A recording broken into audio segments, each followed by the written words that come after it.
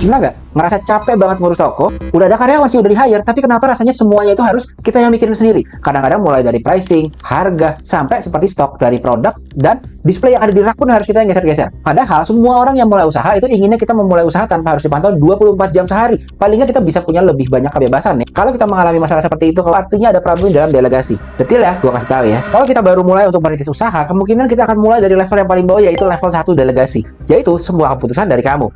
Bayangin nggak, ada orang yang punya toko di ITC dan duduk ownernya di depan toko, lalu nyuruh-nyuruh karyawannya harus jalan ke sana kemari, ambil stok ke sana kemari.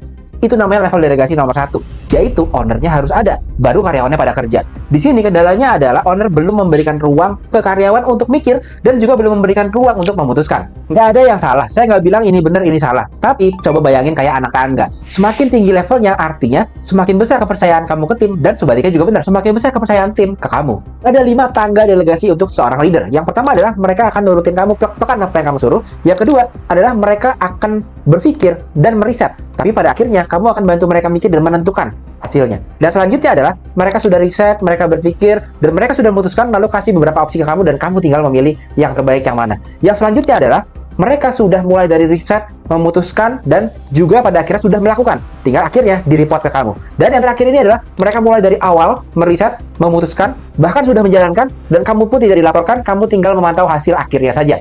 Semakin tinggi levelnya, semakin tinggi juga trust dari leadernya ke anak buahnya, dan jadi alasan kenapa anak buahnya itu punya kemampuan yang selalu meningkat.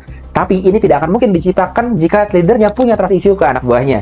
Waktu baru mulai bisnis dulu saya juga gitu, semua pengen saya kontrol. Tapi ternyata bisnis yang bertumbuh itu artinya kita tidak bisa bekerja menjadi orang yang paling kerja keras, tapi timnya tidak bertumbuh. Sedangkan pada akhirnya tim kita harus kemampuannya bertumbuh, dan pada akhirnya bahkan bisa menjadi bisnis penerus dari misalnya menjadi pembuka cabang yang baru, ataupun menjadi supplier kita, ataupun partner kita di tempat-tempat lainnya. Semoga TV ini bisa berguna buat kamu. Jangan lupa follow akun gue sekarang juga supaya nggak ketinggalan tips dan strategi marketing selanjutnya.